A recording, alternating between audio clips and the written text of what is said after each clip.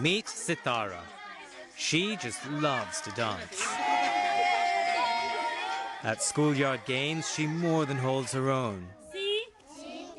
In the classroom, she's a top student. Sitara is Hindi for star. It's fitting. She's a shining success story of a group called Schools for Freedom. This is a school of boys and girls who are singing, reciting poetry, enjoying themselves, and you can feel that they have rich futures ahead of them. When you speak to them, though, you learn that some of them are hiding dark pasts that no child and no family should ever have to go through. Just 1 year ago, Sitara was working at a brick kiln like this one. It was dusty, unforgiving work, she says. It was bonded debt labor. But let's call it what it really is, slavery. And it's prevalent across these parts of Uttar Pradesh, an Indian state with 200 million people. Sitara's parents were enslaved there too. They haven't forgotten that their own daughter was sucked into bonded labor to help pay back their debt. तो वो लोग मारते भी थे? They used to beat me at the brick kiln, Sitara says. She hated her life then. Here's Chamela, Sitara's mom. She isn't sure how old her daughter is, 13, she reckons. Sitara thinks she's 15. Time blurs out here. Chamela tears up when she recalls watching her daughter being beaten. What can you do when you're in debt, she says.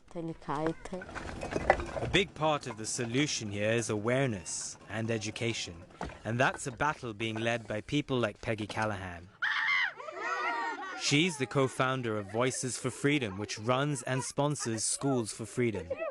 How important are these schools for villages like this? They're all important. They're all important because the parents will risk everything to try to get their kids educated, so they will move forward even when they're afraid of the slaveholder, even when the slaveholder is threatening them. They have the courage to do what it takes to help free themselves and to get their kids educated.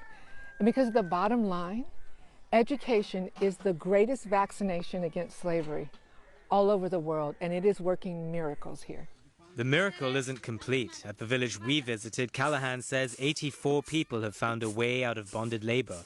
A few dozen are still trapped. How do they get freed? Sometimes they pay off their debts, sometimes charities intervene, and sometimes it can be simpler, like understanding their rights and just saying no. One of the people still enslaved is Papu. He's just 12. We're not showing his face. We don't want him to get into trouble for talking to us. Here, Papu tells me the masters at the brick kiln come and beat him if he skips a day at work.